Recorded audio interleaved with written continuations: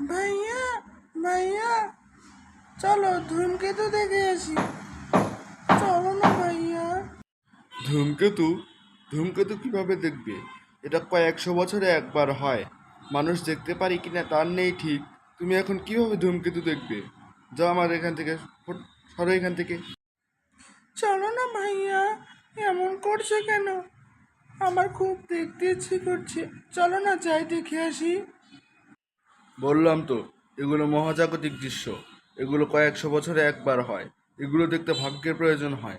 যাও তো, সরো এখান থেকে। আর ঘ্যান ঘ্যান করো না, যাও। আমি আজ কারো কথা শুনবো না। আমি আজ যাবই, যাবই, যাবই। আমি ধূমকেতু দেখেই ছাড়বো। তোকে বারবার বলছি না, এগুলো মহাজাগতিক দৃশ্য। এগুলো যখন তখন দেখা যায় না। তুই কিভাবে দেখবি ধূমকেতু? আমাকে বুঝিয়ে বল। ছেলেটা যখন এতবার বলছে, তো নিয়ে যাও, একটু দেখি নিয়ে আসো, তাই তো হয়ে যায়, তাই না? দুই ভাইয়া তো ঝগড়া করার তো প্রয়োজন নেই, কি বলো? ওসব দেখা দেখি পরে হবে, কিন্তু ও আসলে কি দেখতে চাইছে আমি সেটাই তো বুঝতে পারছি না। এই, তুই সত্যি করে বল তো, তুই কি দেখতে চাইছিস? আমি সত্যি কথাই বলছি।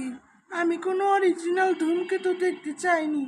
আমি শুধু সিনেমা হলে মুক্তি পাওয়া দেব শুভশ্রীর ধূমকেতু মুভি দেখার কথাটাই বলছিলাম। দুঃখের বিষয়, আমি তো আর আজকে ধূমকেতু দেখতে পারলাম না। কিন্তু তোমরা কমেন্ট করে জানাও যে তোমরা কোন হল থেকে ধূমকেতু দেখেছো অথবা দেখবে।